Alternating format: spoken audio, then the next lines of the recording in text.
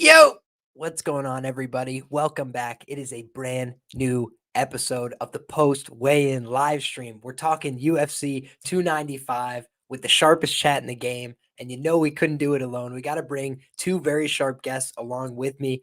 And we've been typically bringing along my guy, the Jewish Better, and he's going to be here, of course, as well. But we got a special guest. I haven't collaborated with my brother Tim in quite some time, but it's always an absolute pleasure to have him on the show. Timothy Troyana, welcome back, my brother. How are you?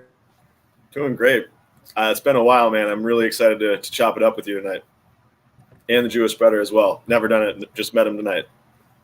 Awesome, man. So we're making new connections. We're connecting the community. And on top of that, my man, we still communicate in spaces frequently, but it's just nice to get back on the face-to-face connection and see what you have to say about one of the biggest cards of the year. So without further ado, let's bring in our third guest, our guy, MMA Jewish Better. Never complete without you, brother. How are you, my man? How you feeling today? Big card on the horizon. Some people, they like to get away, take a holiday from the neighborhood, take flights to Miami Beach or to Hollywood. But I'm taking the Greyhound on the Hudson River line. I'm in a New York state of mind. Let's go, baby.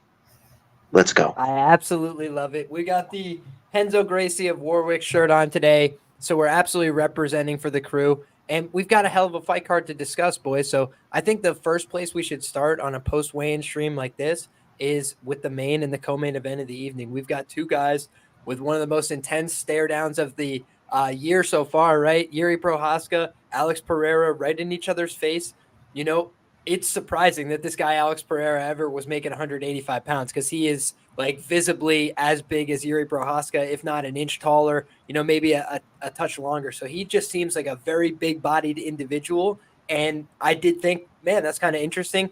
But I also believe that that's kind of what I expected. You know, two guys have roughly size parity. You look at most of the fights Pereira's had throughout his UFC run, he towers over his opponents. Even Israel Adesanya, he's a little bit bigger than him as well. So I just think that this is a guy, you know, who's going to kind of match him in terms of size. But it was a very intense face-off. It seems like it's going to be a hell of a fight. Tim, what are your thoughts on the face-off, and what are your thoughts on the fights overall?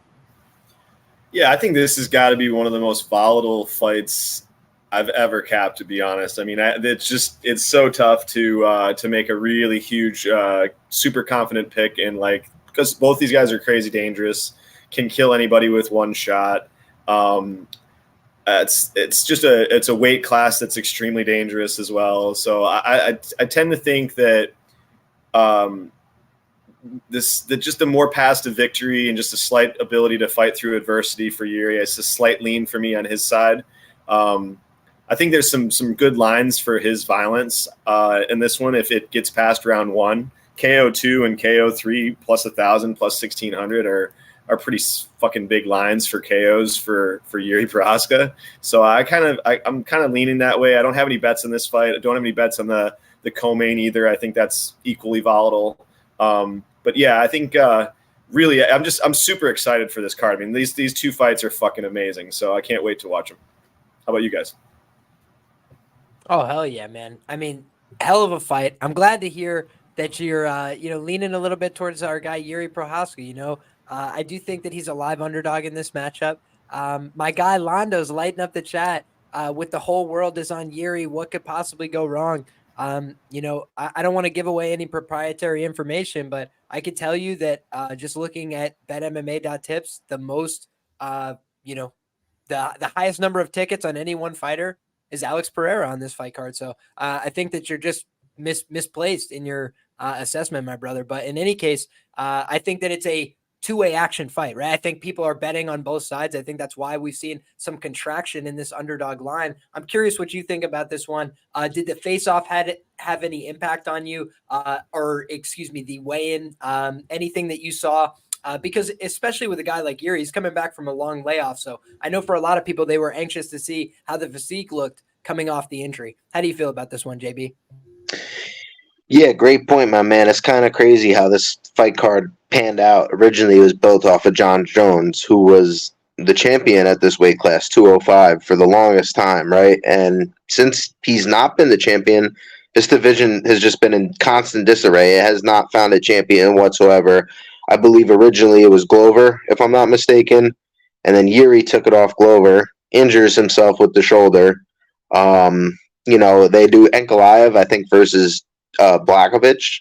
I'm not sure if that was a title fight or not. It was, and it was a draw, so it ended with a non-conclusive outcome. And Dana was like, "We're rebooking it for Brazil," and like literally just the same night they had another title. Right. And Jamal Hill, you think Jamal Hill's the guy, right? Great boxing, really marketable, fun guy that people like, and another injury in a basketball game, I believe. So, since the John Jones thing, this division hasn't been the best. And speaking of John Jones, he's out. So now the main event's Pereira versus Jiri. This is a fucking banger, guys. We haven't seen Jiri in a while. Every time this guy steps in the octagon, it's absolute fireworks. He's a tornado. He's just going to come at you. I agree with my man Timothy. I think this is a volatile fight. And I agree with you, Liam. I think this is a pretty 50-50 fight. From everything I'm seeing, just opinions all throughout the week. And I think, the books are really, really excited for this weekend because they're going to get a lot of action on that main event and a lot of action on that co-main event. And I think it's going to be a lot of 50-50 action. Personally, I don't see any huge edges, but if you got to ask me what side I lean, it's Jiri. I think he's more proven at this weight class. I think he has the grappling upside personally. And just the mental edge. He already beat Glover Teixeira, who is Alex Pereira's coach, man. Like, I don't know. That would be kind of daunting to me. Like, man, this guy already beat my coach, and now I got to go face him. So maybe it's a biased pick. I love the guy's hair. I love everything about him. I love his just screaming in the woods, "I'm coming!" And then fucking Jamal Hill with the meme back. No crazy bets on this one. I'll lean Jiri to get the job done, though.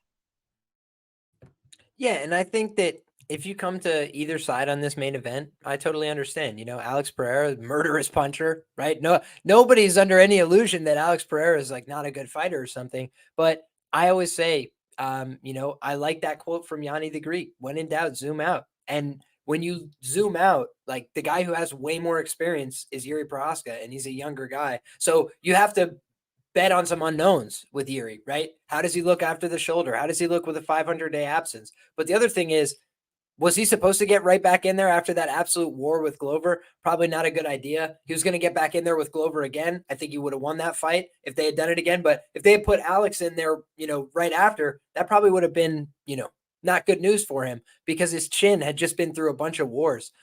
DC has talked about before when he was fighting Stipe in the rematch. He's like, man, I knew it was going to be such a harder fight because he had so much more time to recover his chin. Whereas last time I caught him right off of Francis Ngannou, softened him up for me, bang, just got him early. And I think that that's something that maybe we as bettors don't always think about, but people that fight think about a little bit more is cumulative damage. How much damage are you taking? And Alex Pereira has been extremely active. He's been admirably active. I get in there every time, go in there 5 rounds, hard, kickboxing, back and forth. But he's also been knocked stiff, and he was almost submitted in the first round by Jan Blachowicz. So I just look at it and say, like, yeah, he's a great fighter. He's 100%. He's a guy who's like head and shoulders above other light heavyweights right now. We don't know that. So he's a great kickboxer. But I just think in a kickboxing match, there's some competitive moments here. And to your point, I think that you hit the nail on the head. If there's grappling upside to be had, I truly believe it will be on the side of Jiri Prochazka, but that's shoulder dependent. So let's hope that it's not held together by tape and glue, right? But I just think that Jiri probably wouldn't have accepted the fight if he wasn't ready. So I think he's ready to go. And the UFC, I think they were bullish on pushing Jiri Prochazka. Why do I think that? How many other guys get a title shot 3 fights into a UFC career? It's a very uncommon thing. And now he's getting another title opportunity after being outside the cage for 500 plus days. So I don't think that this is them trying to feed him to slaughter. I think they're like, hey man, you feel like you're ready to come back? They urged caution, and now he says, I'm ready to go. And I just tend to believe him. So for me, that's what I'm looking at. But speaking of guys being a little bit bigger than you expect, Tom Aspinall, 261 pounds, was it? Comes in, looking thick, right? He actually looked maybe slightly bigger than Sergey Pavlovich, just visually next to each other. But I've also shouted out Napoleon Bonaparte for the term bipedal refrigerator, which I've never thought was more apt than when you look at a guy like Sergey Pavlovich. He is a Russian bipedal refrigerator. that actually has skills. I was going through a deep dive this morning on Sergey Pavlovich's Russian career on the regional scene, and I was really impressed with what I saw. So I'm curious what you guys made of the face-off, and then what you guys are making of the fight overall as a result. And we'll kick this one first to my guy, Jewish Better. How do you feel about this matchup, my brother? Yeah, I think, sometimes I don't really look too far into the weigh-ins, but I think this one makes sense. He's coming in a little extra heavy. What's he going to try and do? I think he's going to try and wrestle, and I think that's the answer in this fight. Can Tom wrestle Pavlovich, and can he finish him on the mat, or is he going to be able to take him down every single round? Because I think you trade punches with this dude Pavlovich, man, you're going to probably wind up sleeping, and that's what I've seen from every single one of his fights, besides the one he was taken down in. So that's my question here. I think that's the big question. I think that's why this line's so close, because personally, I've seen Tom get punched by guys who are a lot slower. Arlovsky was able to connect with him a few times, just in a few other fights. And I think, those guys aren't the biggest power punchers. Yeah, they're heavyweights, but I think the punching power of Sergey Pavlovich is comparable to a guy like Ngannou even. Maybe he even cracks harder, dude. He's been putting out guys. He put out Lewis, put out Tuivasa, and he put out, I think that Tuivasa fight was after the Gon fight, which was a 3-month. I don't know how smart that was for Tuivasa to take that fight against Pavlovich, but that's neither here nor there. It was real dumb, but continue. Yeah, exactly. Stiffs Curtis Blades really quickly. Yeah, man, Tom's going to have to grapple here, in my opinion, and I think he's going to have to be perfect for 15 minutes. And Pavlovich, I think, just needs one. And if I got to bet on somebody, I'm going to take Pavlovich to just get that one. That's my side. I think this is another 50-50 action fight. I think this is about as 50-50 as you get. No big action on it for me. I think there's better spots on the card, but I'll go with Pavlovich here. The White Ngannou is my nickname for him. So we'll go with White Ngannou here. Let's go. My man, you always bring something to the table, my brother. I appreciate it. A unique point of view always. So there you have it. My man's leaning towards the Sergey Pavlovich side. Mr. Troiano, how do you feel about this matchup, my brother? I think that's very volatile heavyweight matchup, right? I'm laughing so hard. I have in my notes, I caps like Ngannou. Like for what it just said. It's so fucking hilarious. I cap him just the same way. It's like he could be less. I mean, you could say they've got every advantage in the book. They got they might have cardio, they might have wrestling. It's just like, yeah, but what if he hits you once? And it's like, okay, that's it. Like, I mean, so I'm with you. I think this is extremely volatile fight.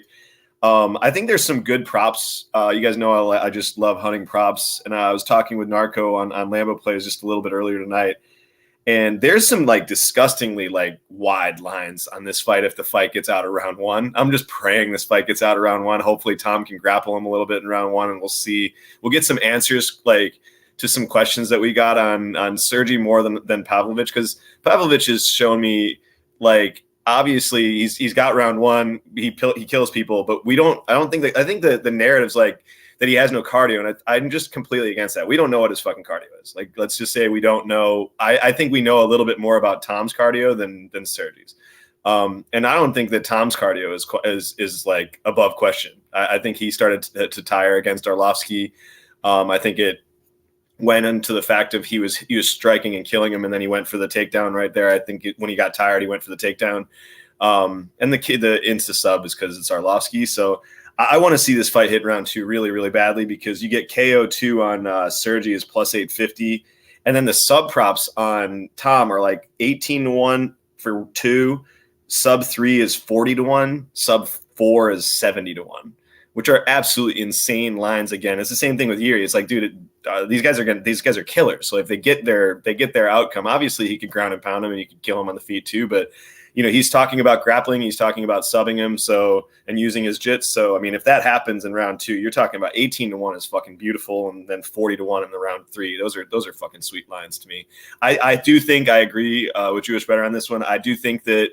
Round one or round two, I do think that Sergey eventually does connect with a shot, because Tom's defense in a lot of the fights where he is getting hit is he relies on his athleticism and his quickness, which is an elite for heavyweight.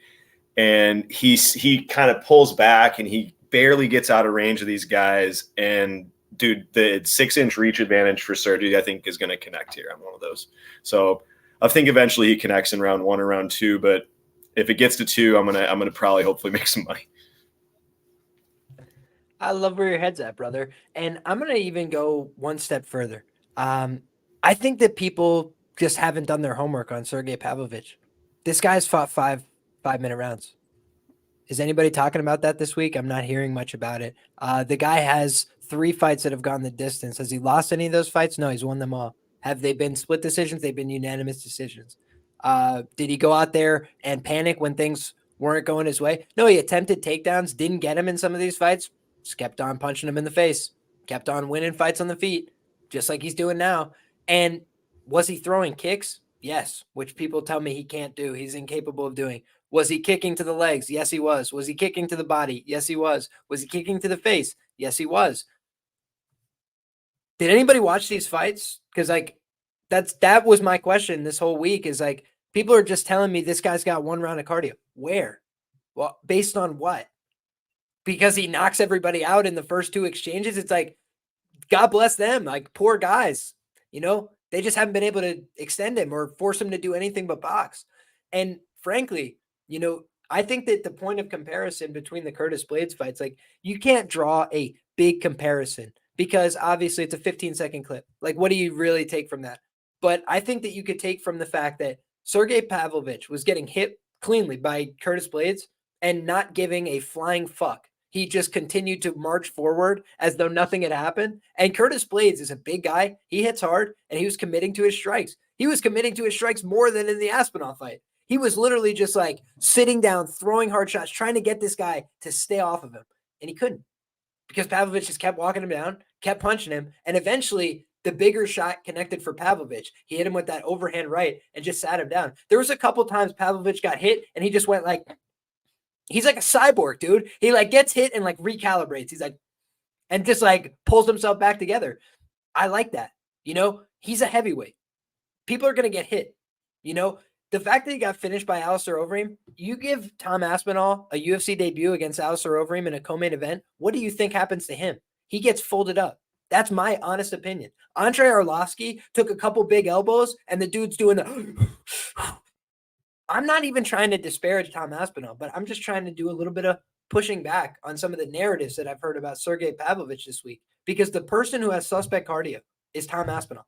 And that's a fact. You look at Tom Aspinall historically, and the guy has finished every fight or lost inside the distance or gotten disqualified. That's his career. That's his whole career. It's like, you look at Sergey Pavlovich, he's gone the distance 3 times, including a 5-by-5-minute round. It's like, that's what I'm seeing. I did the tape. He walks him down. He boxes for 5 rounds. He attempts takedowns. He doesn't get him. He's like, all right, whatever. Keep boxing. Keep boxing. Walking him down. Doing what he looks a lot like what he does in the UFC. But here's the other thing.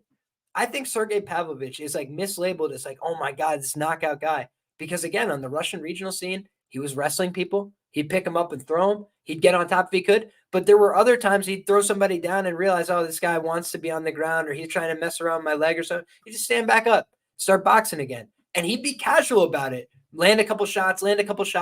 But what I think has always been his asset is when he sees somebody's eyes go, he just pours it on. He knows when you don't want to get attacked, and he's like, let's go. And then he just pours it on right then. And that, I think, is his biggest asset. So I think people are expecting like he needs to go out there and deliver in round 1 or it's all over for him and it's going to be a wash. And I'm just like, I don't see that at all. Like, I actually want him. If I'm a Pavlovich backer, I'm like, bro, if you knock him out in the first round, hats off to you. Like, don't make me sweat it. But I think it would be a great opportunity for him to, I don't know, put Aspinall on his back, which I would not be stunned if he did. I don't think Aspinall is a bad wrestler. I think he's a fine wrestler. He's got the jiu-jitsu background, all that. It's heavyweight, brother. Do you think he'd like to be on the bottom? I don't think so. Against Curtis Blades, he got hit with that 1-2, falls over. People want to tell me he didn't get dropped. Okay. But then I have the screenshots where in 2 seconds, right, in one clip, right, one frame, he gets hit with 2 punches. And then in the second frame, he falls. And people are telling me it's not a knockdown. I'm like, okay, no problem. But in any case, I just look and I'm like, that happened. I have other photo evidence where he just trips and falls against Volkov. Falls flat back. Like, all 261 pounds. Flat back in the middle of the octagon. Volkov is a skyscraper. He's outside the octagon when he's just walking around. So the guy is also oafy as shit. What do you think, he's going to dive down on top of it? No, it was a missed opportunity. Volkov just looking at him like, ah, shit. He tried to like punch him on the way up, missed. What do you think Sergey would do? I think he would just try and barrel his chest on top of him. He's a freaking refrigerator. So I think that this guy has a chance to be the better wrestler and grappler, which I think people would be stunned by. But when you look at his first fight in 2014, he takes the guy down, passes to the mount, and beats the shit out of him. So, like, why do I have to believe he's a suspect fraudulent grappler? Because he got overwhelmed in a UFC debut and had jitters? I mean, a lot of people have done that. So I just don't want to hold that against him. I feel like Sergey Pavlovich is a really good fighter. And, like, if you just said, like, ignore everything else, you have a Russian against a British guy at minus 110, I just feel like if I told you everything else, forget it all. People would be like, how is this guy not minus 150 just on pure speculation of the public? And that, I think, is a little surprising. And I think it's because there's not been much Russian heavyweight success in the UFC. That could all change tomorrow. So, Tim, I think you had something to add. Please go ahead, my brother. Yeah, I think, like, to add on what you're saying, I mean, like, obviously the line's a little bit short. No bet on the fight. I think I think that the short, I mean, 2 weeks notice on this fight as well. I mean, this has to be, I mean, it's like his cardio is that way when he's on full training camps. And now you're saying he's 2 weeks coming into this fight. We have no idea his preparation before it. And then the other questions, like you're saying, is like, since the narrative on the, Sergey side is like, oh shit, like one takedown and he's fucked. And it's like, I mean, we have no idea. Yeah, he got fucked by Overeem years and years ago. And it's like, do we think that this, a guy that's a Russian that trains with Russians is like not working on this aspect of his game, like, and not trying to improve his game in this? Like, you have to assume that he's improved a little bit, maybe a lot in this. We have no idea. So again, it's we don't know what the fuck's going on with it. I had the pleasure of walking the strip in Vegas, and I saw Sergey there after his last fight. It was fucking great. I took a selfie with him. The dude's hand is as big as my head. I'm not kidding. Like, he put it next to my hand. I'm like, this is a shame. I got a peanut head compared to this guy's hand. So I think one touch and you could kill people. So it's pretty cool.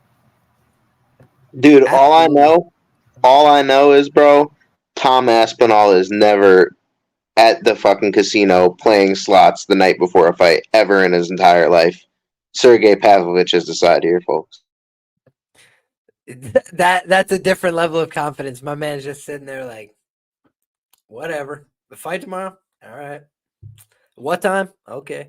Dude, this is the other thing. I feel like both of these guys, good fighters, right? I'm not going to be altogether stunned if Aspinall catches him on the feet. That is where I think he has, some chance here, right? In the early going, he's a fast guy. He's got fast hands. That's Sergey's thing. He has fast hands. He likes to box. So if Sergey just gets caught in a boxing exchange in the first 30 seconds, my hat's off to him.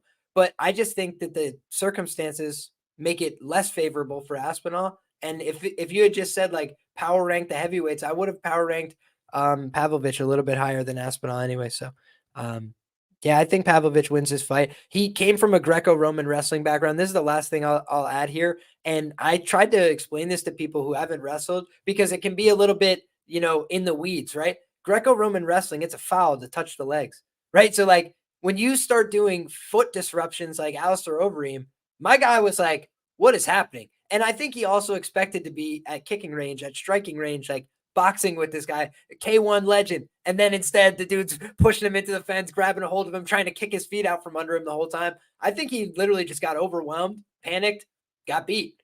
I think he learned from that. He's training with elite guys, American top team. He's trained with AKA. He's cross-trained with a lot of the best guys. And you look at his background, Greco-Roman wrestling, leg fouls, okay.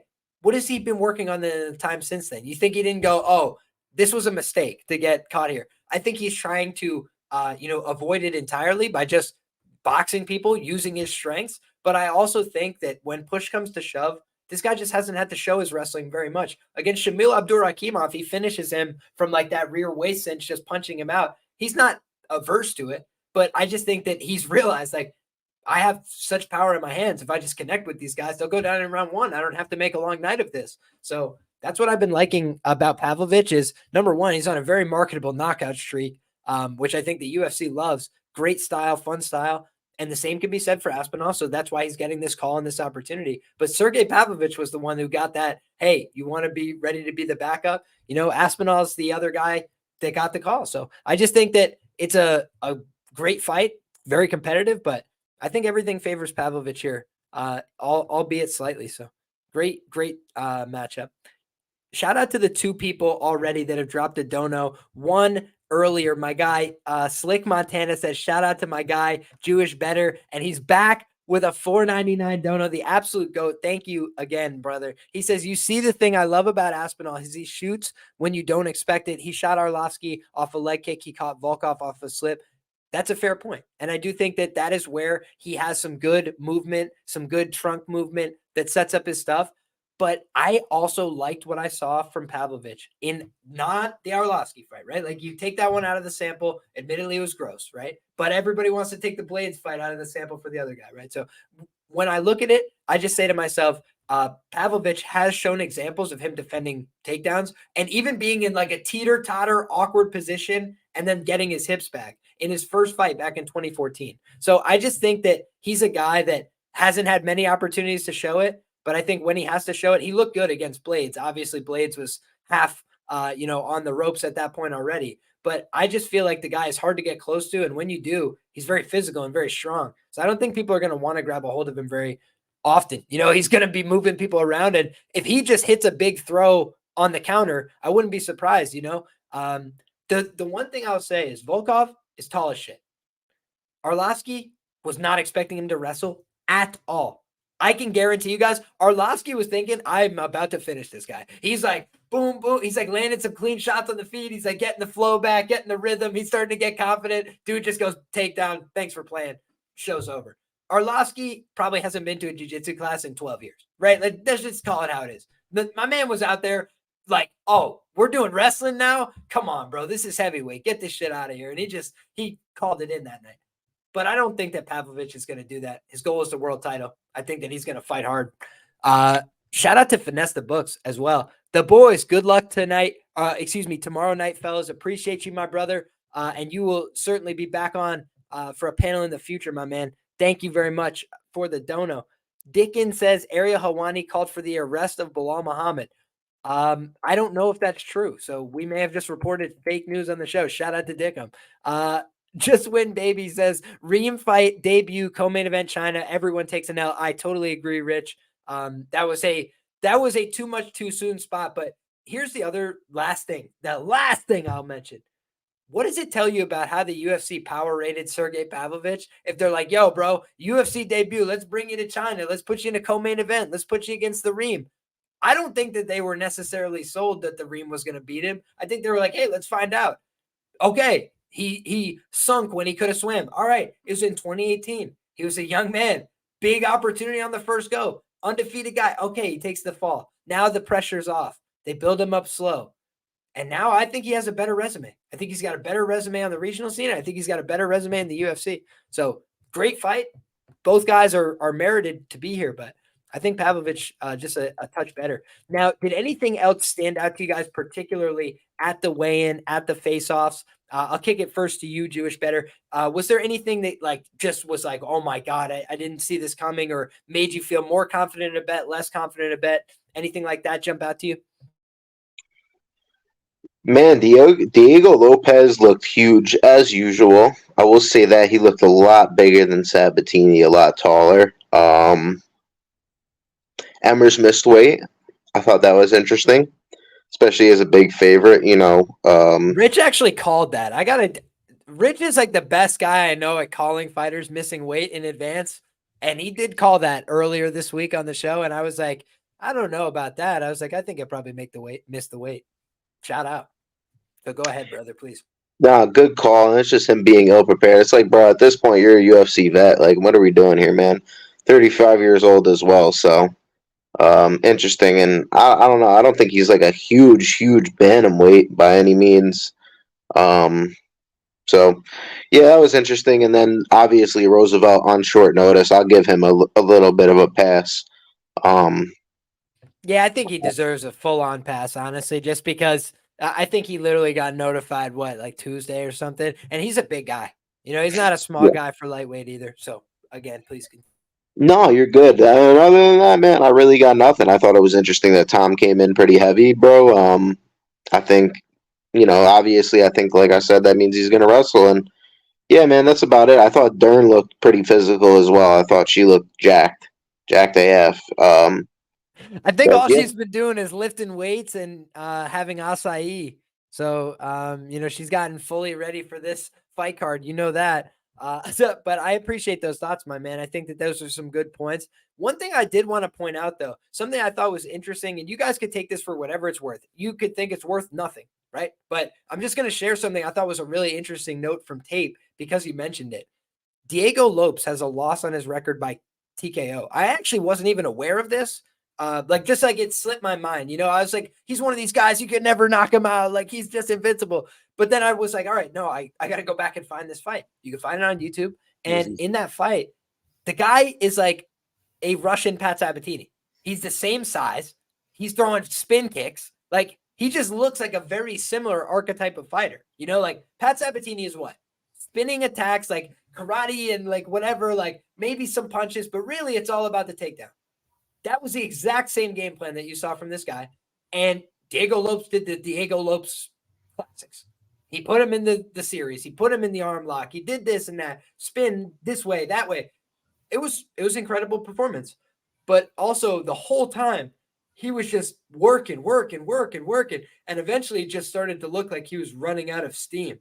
And the guy was progressively getting more aggressive with him because he's like, oh, this guy, oh, now you don't want to throw up an armbar as fast. So he just started to throw more ground and pound. And then eventually the finish comes by like surprise. Like he like punches it, and the mouthpiece is like halfway out. I was like, whoa. So I thought about this and I just said to myself, you look at Pat Sabatini and he's not winning a lot of fights by KO, right? If there was ever a time, I mean, the one thing about these guys that stands out on paper, 12-0 and 12-0 to the what? Submission in their career. They're fucking black belts. They're both elite on the ground. And here's one other thing. Pat Sabatini has never say die, ladies and gentlemen. That arm was like here, there, and everywhere, all the way out. And my man's like, and then the ref is forced to intervene when he's like, dude, your arm is facing a direction that's no longer physically possible. So we're going to have to stop here. Pat Sabatini will go until that shit breaks. That's a TKO, brother. This is Paul Craig and Jamal Hill stealing my money. You know what I'm saying? So this is the kind of situation that we're dealing with. On the other side, what is Diego Lopes going to turn into a quitter now all of a sudden? No, he is a good jiu-jitsu player, prides himself on that. These guys who do jiu-jitsu at the highest levels, I'm telling you, would rather get TKO'd, brother. They would rather you just throw a couple at that forearm and keep that record, but don't sub me in front of my friends and family, So I just think that either way in this fight, I'm expecting the fight to end by TKO or decision. That's kind of my like sneaky angle here. I think everybody's like, oh, it's going to be a sub this way or the other. But I just don't really see that as much, I think that Pat, what is he going to get triangle choked? I mean, maybe, but I think more likely if Pat loses this fight, he's like Diego Lopes taking something home. That's kind of how he plays the game. He goes for leg locks. He goes for arm locks. He's not going for a lot of chokes. Chokes are the thing that you put a tough guy to sleep. Arm locks and joint locks and those things are a thing where you just break somebody. Then there's no debating and no having conversations and questions about it. Somebody's knee, somebody's arm explodes. That's the end of the fight. So we kind of saw that, our guy last time out, Gavin Tucker, very good fighter, Renzo Gracie system guy, brilliant jiu-jitsu. He had just come off a damaged shoulder. What is he going to do? Get his shoulder broken again? He made a risk calculation where he's like, I need to get out of here right now. I just think Pat Sabatini, he's 33 years of age. It's shit or get off the pot right now. I think this is a setup fight for him to win in front of his home crowd. I think there's going to be a lot of people there in attendance rooting for him. Pennsylvania, CFFC, Beast Coast, stand up in the Garden. Sabatini by KO, 12-1, I think it is. Lopez by KO, I think is plus 425. The ends by KO is probably plus 325, if I had to guess. So those are some things that I'm kind of just thinking about as big plus money angles. So now we kick it to my brother Tim. If there's anything that stood out from weigh-ins, fire off on that. But most especially, my man, if you had thoughts on that Sabatini and Lopes fight, I feel like it's a community split, and I feel like it's a fight where I've evolved, right? I'm a Lopes guy. I like Lopes. I bet him against Movsar Evloev, but I bet him because Movsar is like particularly susceptible to getting into these grainy situations, right? I don't feel the same way about Pat in the same vein, unless he gets his arm broke. Like I said, I feel like he's not getting submitted here. So please go ahead, Tim. What do you think, my man? Yeah, great breakdown, man. I total transparency. I didn't watch. I had to work today. I didn't watch the weigh-ins or the face-off. So I'm pretty much just going to be going based on the capping of what I've seen there. So I think that this is a really really good spot for Sabatini unless he gets KO'd on the feet.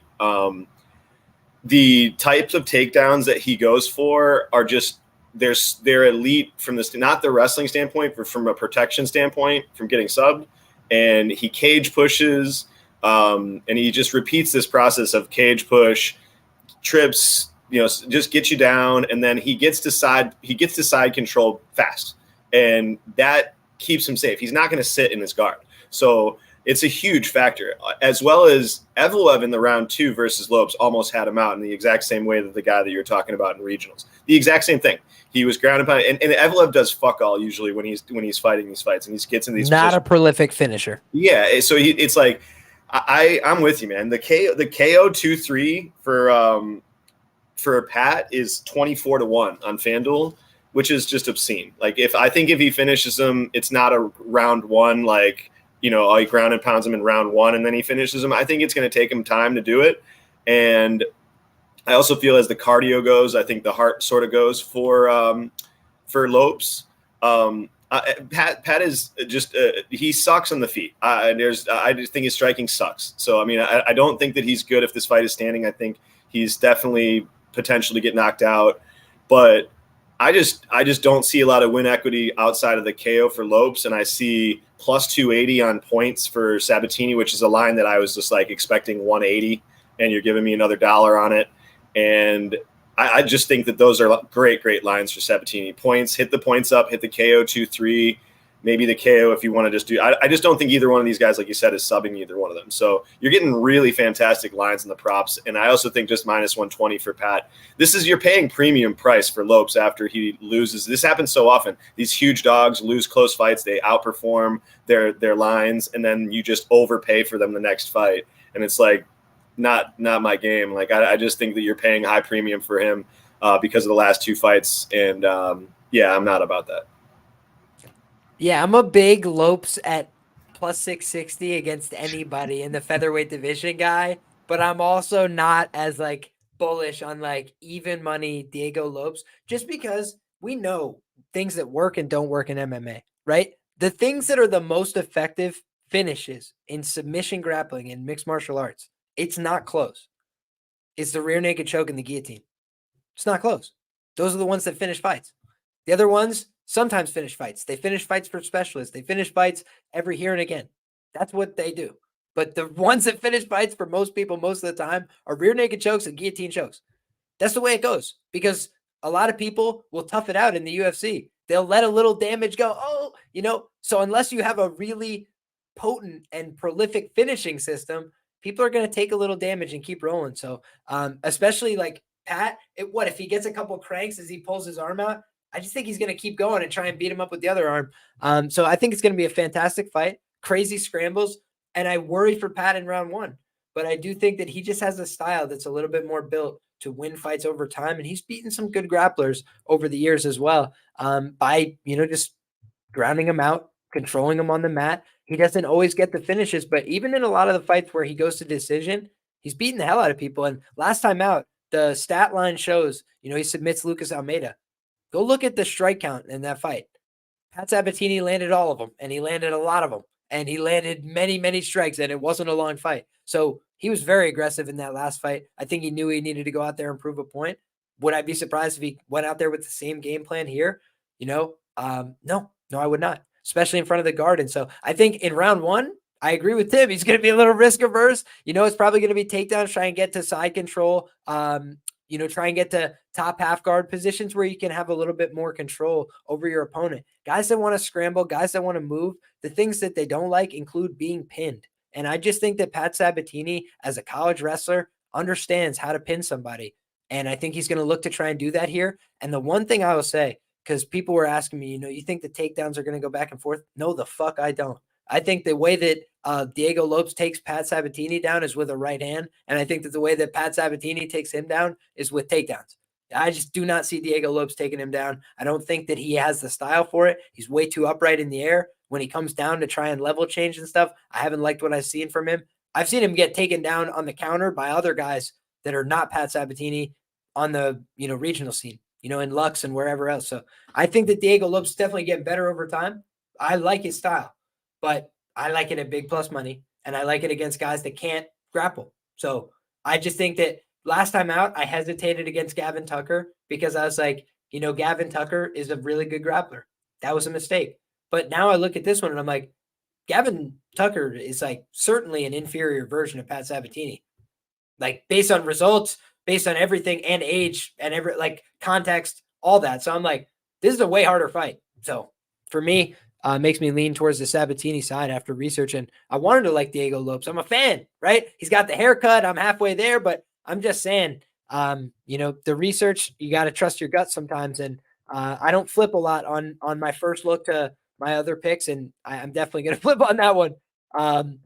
One thing that stood out to me, guys, I'll go ahead off the top and just say that Benoit Saint-Denis does look big. That's one thing where I've been tempted at times by the Frevola money line as it peaks at over 2-1.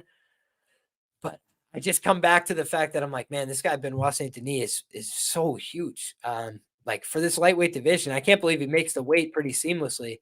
And he just looked dialed in. He's been very active. That could be a blessing and a curse. I was talking about that in some other matchups, but he just seems to me like a guy who's very focused, very dialed in. And I'm a little bit worried that Frevola is going to be too worried about putting on a show. And I love Frevola, but I kind of have the same instincts myself sometimes. I want to go out there and make it a scrap and whatever, but sometimes that's just not optimal, right? Sometimes the smart thing to do is to play it a little bit safe or to use your wrestling or your grappling. And every time I bet on Frevola by sub, I made this joke before. He just goes out there and stands and bang in the pocket until one man falls. And he's been doing a lot of the dealing in these fights lately, handing out the hands. But I just think that this is a fight where the rubber could meet the road a little bit because he's got a big guy in front of him that's not afraid to get into that kind of fight, that's recoverability has seemed otherworldly at times. I know he's had a finish loss in the past, but when you're having a guy like Elizeu Zaleski dos Santos just treat you like target practice, like boom, boom, boom, just multi-level shots, and you're just not going down, I feel like he is never going to quit on himself. That's what we learned about him. Again, two guys that they both have great skills on the mat. Do you see either one of these guys saying no mas? I don't see it. I could see one of them getting put to sleep, but again, I can't see on Veterans Day one of my men's tapping out. To a maneuver. I just see them swanging and banging, having a crazy war. And I think one thing that could be the parlay buster on this fight is I can see this going to the decision. Obviously I could see a lot of ways in which this finishes, my brother. And I could see a first round knockout on either side. But after that, it just gets to a point where I'm like, you've got two attritional warriors that I feel like would love to go out there, swang and bang in the pocket, put on a fight of the night type performance. That's kind of what they're built to do. So they're both killers. They're both finishers. But when those kind of guys run into each other, Tim, sometimes that cancels each other out. What do you think? I love it, man. I said that was my hot take on the Lambo plays today. Here's the thing. Frevola, 90% of Frevola's finishes are round one. He has one finish in round two. He has 0 in round 3. I think, like you said, I think his power. Would I be shocked if Frevola goes, and connects? Like he broke Drew Dober. I mean, in my opinion, that fight with dos Santos with Benoit is should have been stopped 4 times, and not once. It should have been stopped 4 times. So I consider that fight a KO loss in my mind. I just think financially, keeps me from having PTSD on that fight. But I just think that. I totally agree with you. I think that KO1 for Frevola is really, really solid. I think if somebody finishes in round 2 or 3, I think it's Saint-Denis, and I think he's subbing. I don't think he's KOing him, just because he might ground and pound him, but I don't think on the feet. I don't think that Benoit's boxing is good at all. I don't think his hands are really that great. I think he kicks well. I think he usually sets up a good body kick, but I don't really respect the hand standing that much. And I don't also think that Frevola, because he gets bonked by McKinney in the first 7 seconds, is like chinny or anything like that. So I think he fights for your money. How about Marco Polo Reyes? No, I'm just... Yeah, sorry, I apologize. That's another one. But I just don't think – I think the chin narrative is a little bit overblown with Frevola. He fights through it. He's taken shots from guys that have power and fought through it. So, yeah, I think, like, do the ends by split in this fight is fucking 12-1. Not individual fighters. Like, just the ends by split is 12-1, which is obscene. Like, if this fight goes to decision, I could see it being a total back and forth battle between these guys. Maybe there's some grappling dominance and maybe there's a little bit better striking from Frevola. I just think it could be really, really close if it goes. And then you get 18-1. If you did sub 2-3 for Benoit is 13-1 and 25-1. These are insanely high lines for a guy that is really been known for his grappling before the last couple fights. And I mean, obviously he subbed a Bonfim, but I'm saying like the ground and pound with Moises could have been a sub. He usually tends to go that route. And now they've just flipped the line in his props. Like he's just some KO artist and he doesn't go for subs. The dude goes for subs.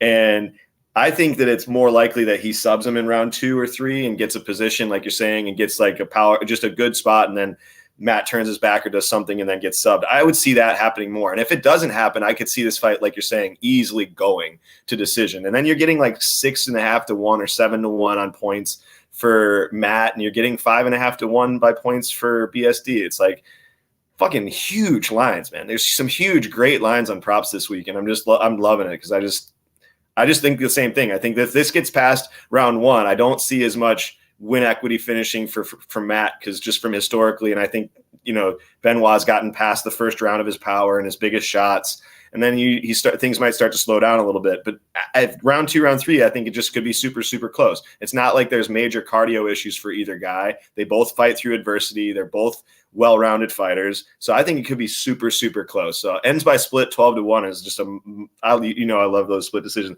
That's fucking astronomical line. And you take the 5.5-1, 6.5-1, and I think it's like 22 and 24-1, which is like individual for their split decision props if you like want to take a side. But yeah, I think it's great. I think it's a great look. I love that you said it. That's why I raised my hand up when you said it. So yeah, I think a sneaky way to look at this fight, but I think it could go that way. Very interesting. So yeah, I think that the books have historically respected the fact that Frevola is difficult to sub, 3-0 career to the submission prop. And when he has engaged in the grappling, he's looked very good, against high level guys. Arman Sarukian, was able to go exchange for exchange with him on the mat. Jalen Turner, I thought he almost subbed Jalen Turner on a number of occasions in that fight. Kind of revelatory. It's the reason I donate to his sub prop on a routine basis now in the UFC. But when I also look back, I actually predicted he was going to beat Drew Dober, but I did think it was going to be a sub in round 2 or 3. I thought it was going to come down to, he's going to have to get on top of him, discipline him late. I mean, we've seen Drew Dober kind of be on the wrong end of a few of those fights before. So that was a little bit more, easy to get behind. But in this kind of spot, the thing for me, it's just like, it's going to be difficult, I feel like, for Benoit to wrestle Matt Frevola, because he's huge and strong as shit and like doesn't take no for an answer. Maybe he'll get him down a handful of times, but like Frevola just doesn't F off on the ground. He's going to do the right things fundamentally from a jiu-jitsu standpoint to get back up to his feet. He like pushes away both hands on the face, something I love to do as well. Like, oh, you want to hold on to me on the mat? No, let's wrestle. I'm going to push you all the way down to the end of one lever, and then we'll see how it goes. That's kind of the idea that I've stolen from MMA as like a functional stand-up, just like push somebody to the end of the lever and now you're wrestling again. So that is something that I've seen from Frevola a lot. When he does get put to his butt, he's very good about working back up to his feet. But on the other side of things, Benoit Saint-Denis, just absolutely ragdolled Thiago Moises, who's a Brazilian Jiu-Jitsu world champion. The difference is, and I think at like a lower belt, but still just like a guy who has credentials, a guy who's very talented on the mat, and he's a black belt. So he just beat him up on the mat. And I do think that Benoit Saint-Denis has very sound grappling, but he's also a guy that hasn't been grappling that long. I think people have some misconceptions a little bit. Like his whole career has kind of come together quick. You know, I was reading about it more, and he stood out at like a tryout basically at Daniel Warren's gym. He trains there. He's got good work there, good partners, all that stuff. Jim's on the come up. But if you look, he basically like kind of just got shot on a rocket to the moon. It's like a 5-year career, put it all together. You know, he's got the background where never say die attitude, right? He checks all the boxes for professionalism, preparedness. Again, huge for the weight class. A lot of things that you want to see.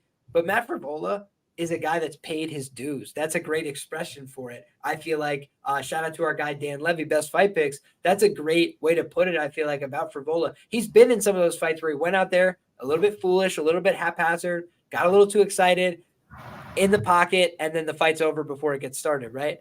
And when I think about, how Matt Frevola's progressed, his striking against Drew Dober, yes, he was willing to take on some danger, but correct me if I'm wrong, Tim, I thought it looked way sharper. I thought he looked better with the head kicks. I thought he looked better drawing Drew Dober into exchanges, and he just seemed like the guy who was sharper in the pocket and getting to the target faster. Right. And before the fight, I wouldn't have necessarily expected that.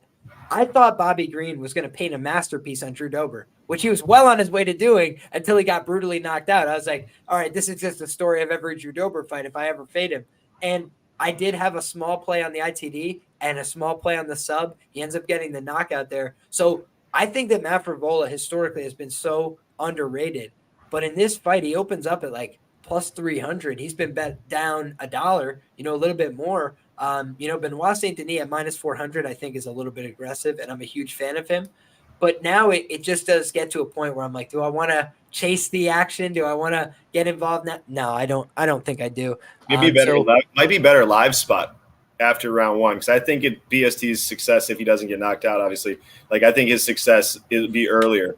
The other thing is, like, nobody's talking about this. I was talking to Narco about this tonight. Like, why don't people think that Matt could take him down? Like that could happen. Like Moises took him down and then got reversed and got fucked, but like he got him down on the ground. It was a legit takedown. So I don't think that Saint-Denis, New York boys could teach them how to wrestle once again. That's right. Been a motto of mine for a long time. Yeah, I just think that nobody's really talking about that. Like Frevola could get a takedown and could get potential top time on this and get some control time. And I don't think anybody's giving him any shot in hell in that situation. I think it's all, he's got to defend the takedowns. He's like, what if he puts him on his back foot, and what if he actually takes him down and actually surprises him with the takedown because he's expecting the same thing? It's a fight, man. A lot of shit that people don't expect can happen. And it's not like this guy's a scrub wrestler. Like, he's a very good wrestler. So, and he's tough. And he's also like reversed. He reversed and then he got up. Armin, who's an absolute fucking tank. So like, I mean, we'll see maybe the fight between Armin and BSD later on, depending on how this fight goes. But like, I can't wait for that one to see, what happens in that situation with an absolute elite wrestler. And I just think that's a side that people are not really talking in detail about this fight. Like, what if he takes him down? I think it's going to change things, change people's perspective on the fight, maybe a little bit. And something else, I'm going to do something that I feel like a lot of people don't want to do, but I feel like I need to do from time to time. I'm going to just disclose I don't have a great read on this fight. And the reason being, I'm biased as shit. I like both of these guys a lot. Benoit Saint-Denis has just printed me money time over time. I've never lost a bet with the guy. And at minus 225, it's a lot different than at minus 110 last time what I got him, or plus 250 what I got him the time before. We're just dealing with a different level of confidence that you'd need. And I like Matt Frevola. I've been the one saying he's going to win this fight and betting on him, in terms of the ITD. So I just think when I look at both of those guys, and I got a New York guy who could teach him how to wrestle, Sarah Longo, Jim I really like and respect. Gracie Tampa South, I think he's cross-trained at as well. Another good gym, good cardio. The guy works really hard, puts in everything that you'd want to see from a guy in terms of, okay, I had a couple losses, but look at how I've rebuilt myself. Look at where I'm at now in my career. So Matt Frevola does a lot of things right, but I don't want to get lost in the sauce on this fight. I don't have the greatest read. I'm going to pass on this one. There's plenty of other opportunities, huge amount of fights, but I just wanted to bring it up because it was striking. Matt Frevola is not a small lightweight. Saint-Denis is huge. Like, he just looks like a very, very big lightweight long-term. So no matter who he's fighting, I feel like he's going to show up looking like quite a big individual. In terms of other notable face-offs or weigh-ins, was there anything else that stood out to you, Tim? Because I think that was most of what stood out to me from the face-offs, except that Lupe Godinez and Ricci, very intense as well. Especially by women's MMA standards, a lot of times they're like, even think of Dern and Andrade, where they have like the kind of intense face-off, and then at the end it's Mackenzie doing the typical smile and like bow and whatever. I felt like there was a lot more intensity with Lupe and Ricci. How do you feel about that one, Tim? That fight is, to me, I think that fight is I'm a Lupe stan. I think that it's going to be the Jurgens Lotion fight of the night at the Troiano household for sure. I think Lupe has her covered basically everywhere. I think that Lupe's typical problem is in her fights is her fight IQ, and she makes mistakes tactically. But in a situation like this, I think she's significantly better standing. She throws out better combinations, has way better power, defensively more responsible, moves her feet significantly better. Her takedown defense is much better. Her takedowns are better. She's physically stronger. The only issue is potential like pure jiu-jitsu. And I think that Tabitha is kind of overrated there. I've seen her get subbed in jiu-jitsu competitions against people and get caught in arm bars and shit. Like, she's not super elite jiu-jitsu. I just think that might be her only edge.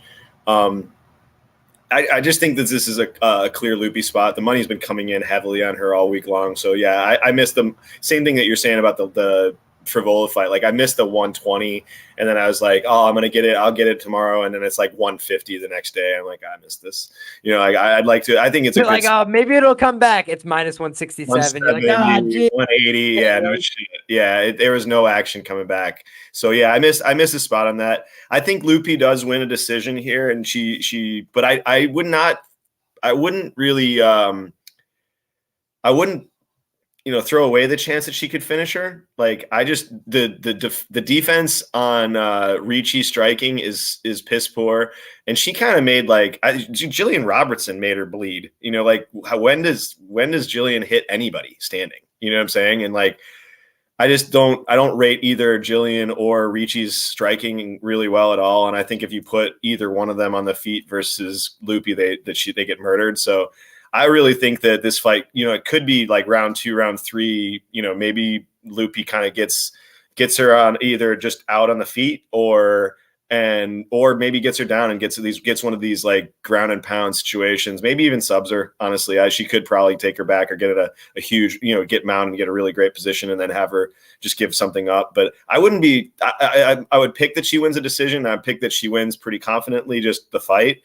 But I wouldn't be shocked if she finishes her late in this fight, like has the same position she had on Carnelossi and just starts mauling her. So yeah, I'm Team Lupe on this one. Now, I feel like I would be doing my viewers a disservice, Tim, if I didn't ask, is the split decision live here? It's women's MMA. I think to me, it's like, it has to be, I just don't see Ricci striking.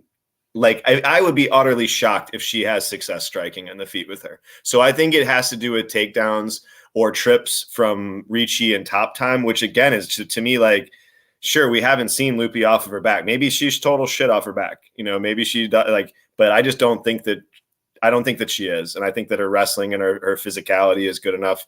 And I think I just don't. I mean, when was the last time that Lupe got taken down and held? Like, can you remember a time that somebody like took her down like easily or was able to? That's an interesting question. I feel like I can remember people taking her back, but I can't remember anybody like actually taking her down. I think Jessica Panay kind of did that, like, right, 100%, like front guard, like spin behind her type thing. But that was also pretty early on in her UFC run. The one thing that stood out to me was the fact that she has a lot more UFC experience. Lupe Godinez, up and down in weight classes as well, comes from that Mexican Canadian wrestling background. So, she's been working on her game in Mexico recently, but she trains, I believe her sisters are like on the Canadian women's wrestling circuit. So basically trains with high level women's wrestlers, international stylists. And so I do think that she's very physically strong. I think that it did stand out to me that she looked much bigger than Ricci as well at the face-off, Tim. I thought that was something where, I expected them to be around the same size, and I did think that, Lupi looked like the bigger fighter. One other thing that I wanted to note about that split decision potential here is Lupi sometimes on these quick turnarounds. And I do think she's making a somewhat quick turnaround here. I'd have to double check. I think it's like just less than 3 months off the top of my head, but you could fact check me if I'm wrong on that. In any case, she beat up Elise Reed. She's back. And sometimes when she makes quick turnarounds, that cardio is just not what it's left a little bit to be desired, let's say, in round 3. And I think that could be a potential path to making the fight more greasy, right? It's like maybe Ricci gets beat up in the early going, or maybe Lupi thinks she's got to finish. She throws a lot, then she gasses out a little bit. Or, the one thing I would criticize her style maybe is sometimes she's a little bit inefficient with her movements. She's very physically strong. So she'll just pick somebody up and hulk them and just throw them at the ground. But sometimes it's easier to just, take somebody over gently and just step into the right position, right? The more impact you create, the more movement it creates on the ground. So I do think that kind of opens up opportunities for scrambles and for things that you don't want with a girl like Ricci. I feel like with a girl like Ricci, if you're going for takedowns at all, it should be very controlled. It should be things where you're trying to make sure you could get in and out of the situation at your leisure. And one of the things that was brilliant from Tabitha Ricci in a fight that I bet her against Polyana Viena, she just knew, all right, this girl's going to lay on her back. I'll kick her in the legs. Easy win for me. And I was sitting there as a money line backer, like, let's go. And meanwhile, everybody else at home is like, boo, this sucks. What a terrible fight. But at the end of the day, me and you are just trying to win money, right? So it's like, I'm cool with you doing a boring ass game plan if it's going to get us the W. But here, I don't think that we have a girl who's going to play off her back, right? To your point. So for me, it's just a question of, can she sustain the pace of being a brute with another girl who's very strong? I do think Ricci is very strong. But, can they sustain that pace for 15 minutes? That's what's interesting to me here, because it's like chalked out -400 to go over as well. So books heavily favoring this fight to go the distance, understandably so. But fascinating stuff, man. We've done just about an hour here, Tim, and respecting your time here, it's about 1 a.m. I wanted to just ask anything from a betting perspective that's just like jumping off the board at you. Like you'd feel remiss if you didn't let the chat know, hey, this is something I'm looking at this weekend. And if you don't feel that way about anything, no worries. You can say that as well. But just wanted to cue you up in case there's any action that you got burning a hole in your heart. Yeah, you know what? I would actually want to ask you what your take was on one of the fights. Actually, maybe talk through one more fight really quick. 100%, brother. Please do. I just didn't want to keep you here too long. I appreciate you making the time, my man. Thank you. I'm good. I'm up. If you're up, I'm up, man. So I just wanted to talk through that Andrade and Mackenzie Dern fight because I had to shower twice after my take on Narcos Lampo plays. I'm really, really tempted to bet Andrade by KO or by points at 4-1 on each of them, and just maybe live better after one and after I see how things go on. I'm not taking a pre-money line shot on her right now, but I think that I don't know, that fight really, really interests me. And I don't think Mackenzie's been hit by anybody remotely close that hits as hard as Andrade. And I think that Andrade is that, she's looked like absolute ass the last few fights. There's no question about it. But I think that she, how do you cap into the fact and saying like, oh, she's a quitter, she's just there for the money? She fought Tatiana Suarez on short notice, and she fought Erin Blanchfield on short notice. It's like, dude, there's no fucking chance that she's beating those girls. Like, she knew going into those fights that this is a paycheck. I know what I'm getting. I'll try for a little bit. We'll see how things go. She's completely mismatched against both those fighters. The Jan fight was her throwing like a 10 to 15 strike combination with her chin straight up, running straight at her. Like, I don't rate that really that great either. Obviously, it was a horrible performance. Something about Chinese girls. She's like, I'm coming after you. And she just gets slept in under a minute. It's awesome. But continue. So like, I just think like, the Lauren Murphy fight is more of a fight where I think like it could look like that if she doesn't get takedowns and the takedowns as well. Like I've made thousands of dollars betting on Andrade fights in the last couple of years. And I've also, like every fight, she's been a cash cow, and I've also lost over $1,000 on Dern fights, but it's betting on fucking Dern, and it's betting on her to sub people that she's like, quote unquote, the best women's MMA submission grappler and whatever. It's like, and she's not subbing like white belts and like blue belts and like magenta belts and like brick belts. It's like, dude, I'm just like, she can't sub anybody in these fights. And I've lost a decent amount of money on the fact that she isn't able to get these, and she's got great positions to do it. And she's had time and had takedowns with 4 minutes in rounds to be like, to get the sub, and she didn't get it. So it's just, to me, it's like, I think that this fight, I'm not trying to talk about both sides, but I'm just trying to talk it through. But I think like, yeah, Andrade is not a great defensively when she gets on the ground. She gives up her back constantly, but it's like, are you telling me that she can't fight off Dern's takedowns? Like it's going to maybe Dern pulls guard, or maybe she jumps like a position on the, like, how is she going to, if it's all the tactics from Andrade, in my opinion. Like if she fights like she did the Lauren Murphy fight, where she says, I'm keeping this on the feet. I'm going to kick your legs. I'm going to keep you at range. I'm going to jab up your face. I'm going to hit you hard when I can. And I'm going to be smart. This is the most winnable fight for Andrade and the worst fighter that she's fought in the last 3 fights, for sure. So I feel like, I don't know. I'm really tempted to take a shot on the KO and points props on her, but I want to hear what you got to say on this one. Funny enough, Tim, I'm actually 3-0 on Mackenzie Dern money line bets. I bet Mackenzie Dern 2.5 units against Randa Marcos. That one's kind of a layup in hindsight. It was minus 160 at the time. Again, think about the lines you're paying now. It was minus 160 to fight Randa Marcos. I bet her 1 unit at minus 162 against Verna Jandiroba. Again, girl who's very good at Brazilian Jiu-Jitsu, but her striking is also kind of doo-doo. And so that was just like, for me, comes down to the better Jiu-Jitsu. Close fight, but in any case, get the win there. And then I bet 4 units on Yan Xiaonan plus 200 against Mackenzie Dern. She moved her life to Team Alpha Male in California to basically not get submitted anymore and to not get dominated on the mat. That was like her whole goal, because Carla Esparza basically just took her to Pound Town in the first round, just like beat her up so bad.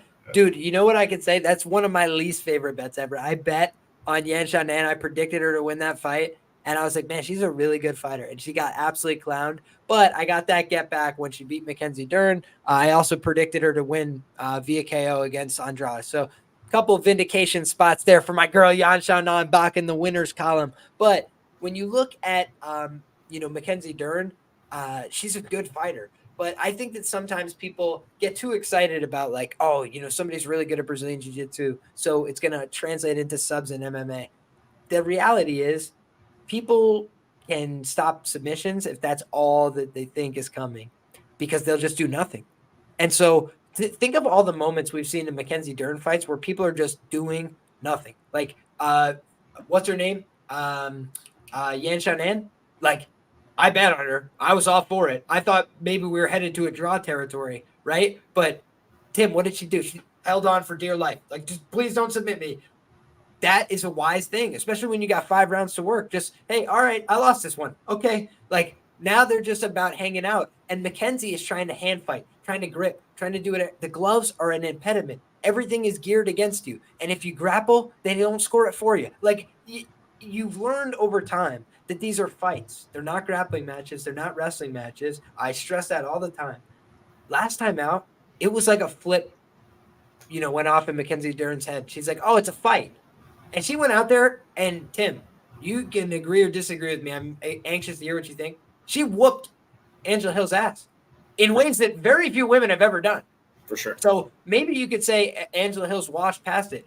I was worried that was the case. I even said as much. I was like, maybe Angela Hill is just washed.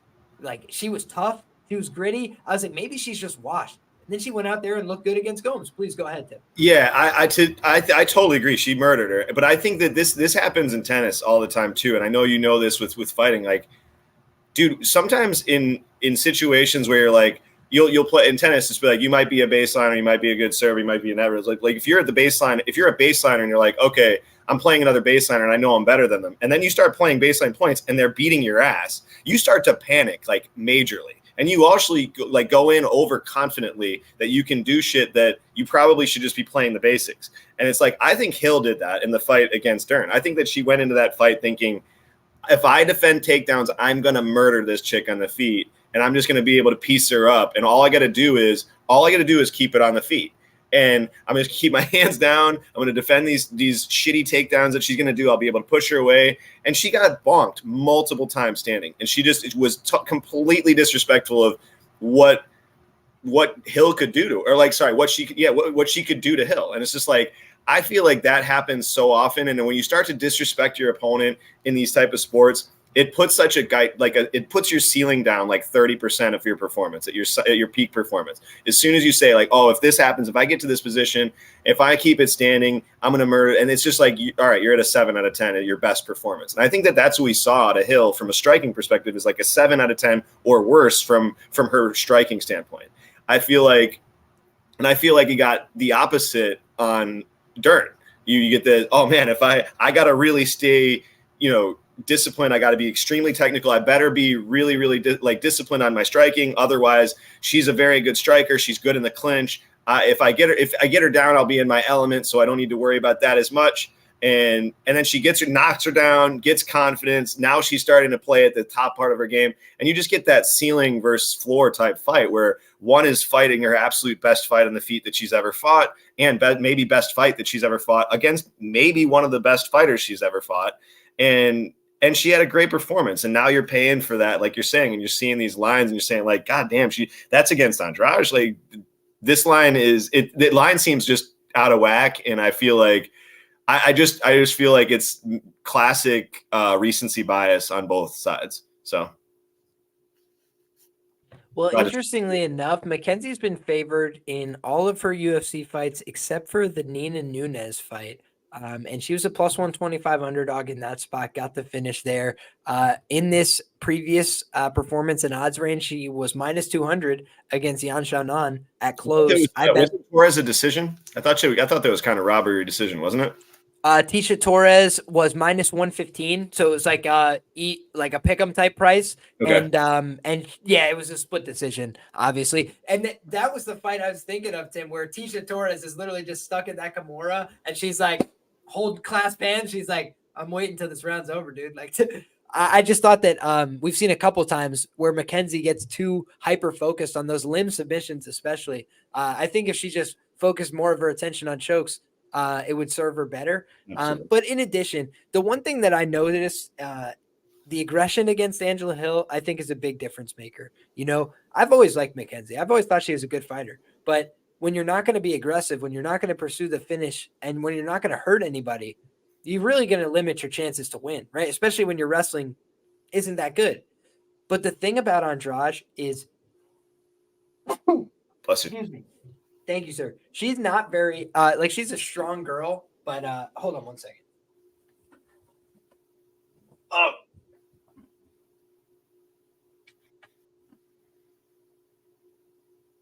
Live entertainment, everybody. When you're looking at a girl like Andrade, I think that she is a girl that can typically leverage a bullying mindset in a fight. And what I mean by that is, you look at how she goes out there and treats a grandma like Lauren Murphy. No disrespect. Lauren Murphy beat my ass. I'm just saying, when you look at how that fight goes, she goes out there and just disrespects her, right? Walks her down, whatever. But you see how she treats these other girls with a lot more reverence and respect when she's fighting an Erin Blanchfield. I thought Erin Blanchfield, some people argue, she was getting the better of Blanchfield on the feet. I thought it was 50-50. I thought Erin Blanchfield was more than holding her own there. I thought she looked just fine. I wasn't that worried as an Erin Blanchfield backer, to tell you the truth. And then when she got the takedown, I was like, that's all she wrote. Thanks for playing. And with Tatiana Suarez, I bet Suarez KO and Suarez KO too. So I still have about 20 units on Andrade profit, despite dropping those last couple bets, trying to fade her, right? So I've made a lot of money fading Jessica Andrade. And I do agree that this is a step down in competition. So I don't want to pay that minus 200 price tag. But here's something I noticed, Tim. I bet Mackenzie Dern by KO against Angela Hill. Oh, What do you guess the price was in that fight? I would have to say 12 or 14 to 1, maybe higher, right? No? 25. Holy fuck. It's plus 850 in this fight, Jesus. which is number one, a little bit interesting to me. I'm like, huh, are they just mad that I almost got him last time, or what are they thinking here? Because here's the problem that I've always had with Andrade, right? One of my favorite bets of the year was actually, I bet Aaron Blanchfield and the under 2.5 rounds. It was plus 540 something, I think, plus 545 maybe. One of my favorite bets of the year. Why? Because Andrade her losses are correlated with the fight going under. She tends to either get off to a good start, get her game going, or things just go from bad to worse to worse to worse. And I want to say, my boy Josh, I love you, buddy, and I appreciate that you're constantly commenting on the show. Thank you, my man. It means a lot. But don't tell on yourself, brother. What would Jessica do to Hill? I'll tell you what she would do. She'd get knocked down. If you go back and look at UFC stats, who recorded the only knockdown when Angela Hill fought Jessica Andrade? Angela Hill recorded the only knockdown. Jessica Andrade was like, let's wrestle. She's Khabib. Let's wrestle, right? You want to wrestle Mackenzie Dern? I don't know about all that. So here's what's interesting to me about this fight, Tim. Two lines that stand out. I mentioned them on the Sabatini fight as well. You've got the favorite by KO. In the Sabatini case, it's 12 to 1. The Mackenzie Dern case, it's 850 or so. Not great. But the ends KO is like plus 3 something again. And what is Andrade's path in this fight? I mean, she could win by sub. Is that super plausible? I mean, Adolfo Vieira has been submitted. I mean, she's got a good guillotine. I'm not ruling it out. But let's say the ITD is like what, plus 350, plus 400. It's a similar price even to the KO for Andrade. So again, you're kind of splitting hairs here. You're parsing a little bit, but it's like you got on the one hand a fight that's favored to end inside the distance, and everybody just thinks it has to be a sub. Why? These are both Brazilian Jiu-Jitsu black belts. These are both girls that are proficient on the mat. But what has been the real problem for Jessica Andrade is being in dominant positions for her opponent, and then her opponent could take their pick. If Tatiana Suarez wanted to cash me that KO2 ticket, she, by God, does that. It was a choice. So that's the thing for me about Jessica is she's basically saying like, yeah, I need money. Like I'm desperate for money. I don't have enough money. I'm on OnlyFans. I'm in divorce. I'm like, red flags. But the other thing is, what are you going to go? Well, Mackenzie Dern doesn't have a team anymore, and she's training with her father in a garage somewhere. It's like, there's nothing about that says minus 200. But Mackenzie Dern has a ton of competition experience. The thing about her, Tim, is I think if she gets knocked out in this fight, she gets knocked out. She's not a quitter. She's had a lot of opportunities to quit, doesn't do it. She's had opportunities before where she's gotten dropped, didn't quit. Where she's gotten hurt, didn't say die. And then where she's been outclassed, what's her name? I'm drawing a blank. Amanda Hebos.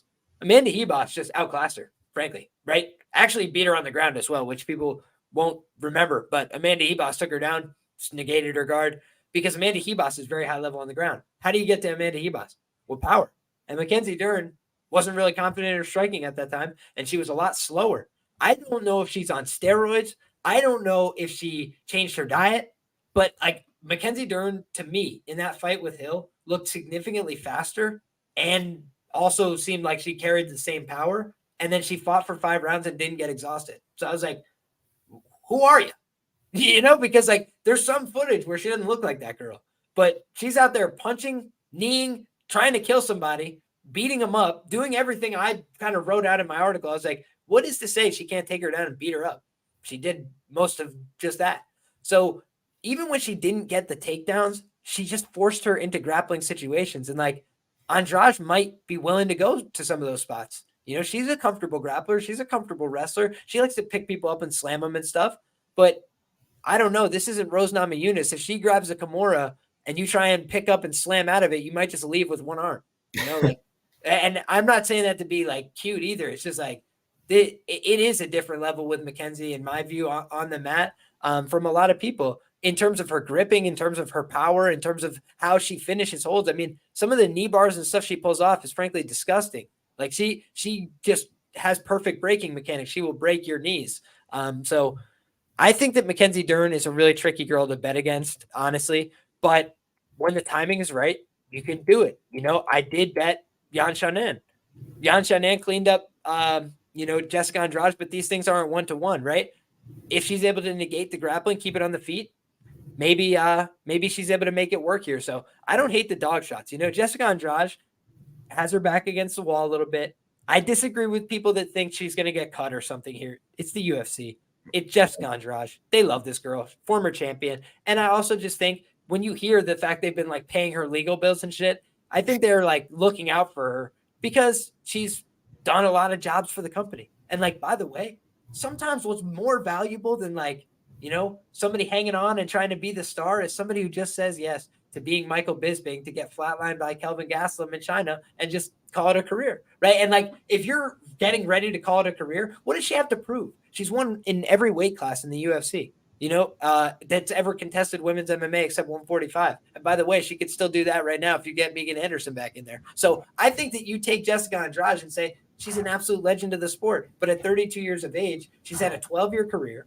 And unless she really wants to recommit herself to getting back to a high level, what more is there to prove for Jessica Andrade as a champion? I'm like, I don't know. And she's kind of seeing like, I'm not of the level anymore. That for me is the hard thing, Tim, is like, does she still have the confidence and the fire to go out there and really pursue it? Because for me, I thought the Tatiana Suarez fight looked like a layup. And in hindsight, I was disgusted with myself. I didn't hammer the ITD. And I don't want to be sitting here on Sunday morning disgusted with myself that I didn't hammer the ITD on Mackenzie Dern. I'm passing on the fight, but for me, I just have a weird gut feeling that somebody's getting knocked out more than likely in this fight, and I do think it's Andrade. I think Mackenzie Dern has power for WMMA. Not crazy, but I do think she has power, and I think that she could just get to more dominant positions. I think that if she's smart, it's Crucifix City. What did what's her name do? Valentina Shevchenko, who, by the way, I've been calling her the biggest, the most overrated grappler in women's MMA for how long, and how many examples later people finally believe me. It's like she absolutely just took her down and went, sit here, squish like a bug, boom, boom, and just beat her up. It's so easily. And by the way, I had a small bet on her there. So I've bet on Jessica Andrade to the tune of a ton of profit. But some of the only times that I got it wrong is me having faith and confidence in it, and that's the thing that's scary for me. Great fight though, man. Great fight, and I'm fired up for it. So what other fights did you want to discuss, brother? Because like you said, I could go all night with this. I could talk about every fight on the card 10 times over till the sun comes up, my man. Yeah, I don't have any other questions or anything. If you have a fight that you want to talk through, let me know, man. I'm good. Otherwise, if you have something you want to hash out, I'd love to talk through. So just let me know if you have anything else. Otherwise, we're good. Well, here, how about this? I will throw out one underdog pick that me and Rich gave to the people, and I'll see what you think about it. This was before the weight miss. This was before all that stuff. And sometimes that clouds people's judgment one way or the other, right? They're like, oh, he missed weight, so he's going to look like shit. I don't really think like that. I try not to because, frankly, I don't know, right? Somebody could miss weight to cheat and have a better performance, right? And say, yeah, I'll lose 20% of my purse, but I'll get double the amount of money. So all good. When I look at this fight, I just say to myself, Jamal Emmers is untrustworthy at this big price. 1-4 is a favorite in the UFC, minus 75% ROI. Huge red flag. And then on top of that, misses weight for the contest. He's 34 years of age at featherweight, not getting any younger. He's never sold a ticket. I don't think that anybody's ever heard of him that's not a UFC hardcore fan. And I'm, again, meaning no disrespect, but that's the facts. That's the reality as it is on the ground. He's never pushed merchandise. Nobody cares about Jamal Emmers' fights. And the other thing is he's gone to a lot of contentious, boring split decisions. And when he didn't, he got flatline KO'd by Julian Erosa. He has no finished wins in the UFC. So what about that is minus 300 against a guy who's 26 years of age, whose last fight was on short notice, whose 2 losses you could make some excuses for, where you look at Dennis Bazooka, I'm saying his two most recent losses. You look at Melsik Bagdasaryan, tough guy, scary guy on the feet. And also, in my opinion, if you go back and listen, like Dennis said after that fight, he was like, I was like sick as a dog going into the fight. In round 2, he has his best round. He tries to come on strong. And then by round 3, he kind of just has nothing left to give. That same thing happened in the last fight. He has a botched weight cut because he takes the fight on like whatever it was, short notice. And then he comes in and he just looked like a shell of himself against Woodson, who's also the tallest guy in the division, the longest guy in the division. He's a very awkward, long body type. He used to be like 205 pounds. So I just think Bazooka was in over his head in that spot. I bet him small there. But now he's a bigger underdog to Jamal Emmers, who I just don't see as this like runaway favorite in almost any UFC fight in the featherweight division. He's a good guy with well-rounded skills, but he doesn't blow me away anywhere. Tim, tell me I'm crazy. What do you think about the fight? Let me have it. I am on the other side on this one. I don't have a bet on Emmers. I could not foresee or like logically do anything with him over minus 200 or minus 175. Just in life, I don't think that's good to do. Emmers, it's kind of, this is like similar for me to the Loopy fight. Like, I think that Emmers is better. I'm not a huge Bazooka fan. Like, I think that he's not super skilled. I don't think that he's really great anywhere. I think that Emmers kind of has him covered everywhere. And if he makes a stupid mistake, which he's guaranteed to do, he still is going to probably put himself in a position where he still has an advantage.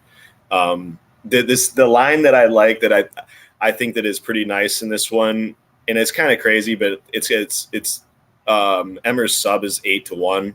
Emmers sub 2 is 28-1. His sub 3 is 42-1, which are like astronomically high lines. I think he does grapple in this fight. I actually bet Sean Woodson to get a sub against Bazooka, which is a terrible bet, but the dude got 4 out of 5 of his takedowns. And I don't think it was the worst bet. Yeah, I mean, I think that he had positions. I thought that, like, it was one of those situations where I was like, I thought that Woodson might grapple, and he might actually, like, not grapple. I thought he might, like, Bazooka might grapple him, and he might catch him in a guillotine. And if he did get a takedown or something like that, he might be able to. And the line was really, really high. But I just look at that fight, and then I look at Emmers, and I look at Emmers stylistically and his wrestling pedigree versus Woodson. And Woodson just looked like Khabib in that fight. He got 4 or 5 takedowns. It was super easy. Got 5.5 or 5 minutes, almost 6 minutes of control time. And I just think that that's a horrible, horrible look in this fight for Bazooka versus. Can he make improvements in his game? Sure. Could he do better defensively in some of the takedowns? Yeah. But I think Emmers is a good wrestler. I think he's kind of like good everywhere, not great anywhere. Solid, proficient fighter, not smart. Cardio's okay. So I think like Emmer, I don't hate 8-1 on sub and 28 and 42 on late round with him. I do feel if he might have the ability to take down and kind of cook Bazooka here. Wouldn't be shocked if Emmers won a decision here either and just laid on top or just won the striking. But yeah, I'm not a Dennis guy. I'm not really too high in his game. Yeah, the only things I would push back with are just to say the only guy he's taken down more than 2 times in the UFC was Vince Cachero, who, if anybody in the audience could pick him out of a lineup, I'll be impressed. I do appreciate everybody that steps in that octagon, but Vince Cachero certainly didn't leave a lasting impression with the viewing audience. And when you look at these other fights, 1 takedown against Jack Jenkins, 1 takedown against Hussein Askabov, who's probably a fraud, right? And also is arrested. So, we'll leave him to do whatever he's doing, dealing with his legal circumstances. But the Pat Sabatini fight, it's an IQ test, right, Tim? It's like you go out there and you have the guy completely hurt. So you give him his only chance to win and grapple and get submitted shortly thereafter. Here's the thing, though. That fight with Cachero was in 2020, right? The fight with Chikadze before that, he got 2 takedowns. He's never attempted all these takedowns since, and he has a surgically repaired knee in the interim. Pat Sabatini ripped his entire leg apart. So he got his knee repaired, and I wonder, why did he miss weight here? Is he trying to get an advantage? I mean, maybe, but Maybe. did he have a problem? Did he have an injury? These are some of the things that I'm a little bit speculating about. So it's a hell of a fight. I don't think that, we should necessarily make Bazooka the favorite here. That's not my argument, but it's just right. like the bullishness. Like Jamal Emmers opens minus 170 and Bazooka opens plus 145. Maybe I just sit on my hands and leave it alone if that's the case. It's the market that pushed it the other way, not the bookmaker. So I'm like, okay, let's find out. The only thing the only thing I'd say back is it's what we were talking about with Narco as well. It's like, you know how many takedowns Sean Woodson went for in every fight before the Bazooka fight? 0. Like, you went for 0 takedowns, and then against Bazooka he didn't want to strike. He didn't want to strike with the New York boy. He was like, I'd rather wrestle and get you tired. No, I don't care that I'm 6 foot tall. Let's get down here and sniff crotch. Yeah, I just thought I'm playing, of course, bro. There must have been something. My point is that there must have been something either on the tape or in his mind as soon as he took him down, that like, oh, that was so fucking easy in the fight, that he was like, I could do this all day and win this fight. And as well as, I know it was dumb as shit to go down the ground with Pat, but that was actually also the reason why I thought the sub would be live here, is that like, he believes in it. Like, he has to. Otherwise, why the fuck would he do it? You know what I'm saying? Like, so he must want some part of that game, or he must want to kind of challenge himself in some parts of those games. And I don't think that it's, Do you want to laugh, Tim? The only time he's ever attempted a sub in the UFC is against Pat Sabatini. This guy is a fucking marvel. Like, after his career is over, we'll study it. We'll just put the results in the loop, dude. Absolutely unbelievable. That's awesome. Snatching defeat from the jaws of victory. But in any case, wish him the best tomorrow, except that he missed weight, you cheating bastard. But in any case, we already got the ticket. So it is what it is. I'm excited, man. I'm fired up. I got a bunch of plays. I'm sitting here still looking at the board like, man, there's more I want. So shout out to everybody who's rocking with us, guys. We got 70 people rocking with us at 2 a.m. Eastern time. And we got to get some sleep over here because it's going down Eastern time tomorrow from the Big Apple, New York City. Tim, please let the people know all the great work you're doing, where they can find you, and especially where they can find all the prop plays that you were talking about on Lambo. Thanks very much for having me, man. It's been great doing this, collaborating again. It's been a while. And I do the Lambo plays with Narco Cop every Friday night. And Sean Orr and I will do spaces tomorrow. We'll do a full card breakdown, kind of give the last lines, see if there's anything good still at to play. And he and I will do that around 1:00 tomorrow. And then we'll do live spaces with Narco, where we get some great live betting spots on Twitter X as well. Awesome. Love it. And the @ for Tim is on the screen right now, but you could also find that in the description box down below. So shout out to Tim. Shout out to our guest as well, Jewish Better. Appreciate these two guys for making some time. It's late, but we wanted to dig into the action. At the end of the day, we're fight fans. We're bettors. We love doing this stuff, and it helps to, clarify your process a little bit. Your network is your net worth. I have a lot of sharp people in my orbit. I'm very grateful for that, and I learn from them each and every week. That's how we get better. So appreciate you for being here, Tim. Always value your perspective, my man. Thank you for all that you had to offer on the show. And for everybody who's rocking with us, thank you guys very much. If I could ask you to be so kind, please drop a like here on the show before we get going today. Please make sure that if you're not already, you get subscribed to the channel, because if you enjoyed this show, you're going to enjoy all the content I put here, where I'm just talking about fights, talking about upcoming UFC matchups, trying to understand it from a betting perspective, and trying not to give you regurgitated talking points, trying to really give you thoughtful conversations, independent analysis, doing research, and hey, let the pieces fall where they may. Sometimes I'm going to be right. Sometimes I'm going to be dead wrong, but I'm going to be here each and every week, owning them and getting back to it. So I'm excited about the bets that we have this weekend. If you're interested in more information from me, I've done a ton of talking about the fights this week. You can find all my opinions out there. They're not hard to find. My Bets and Banter show with Rich, we go fight by fight, breakdown by breakdown. It's all timestamped, very simple, and it's also on podcast platforms. So if you guys have any more questions, comments, or concerns, you could find me in the comments section below. You can get after me at any of the links in the description. And I wish you guys the very best of luck. God bless. Good luck on all your plays. Come back next time because we're having all the same fun again. UFC 295. Don't miss it. It's going to be a banger. See you, everybody.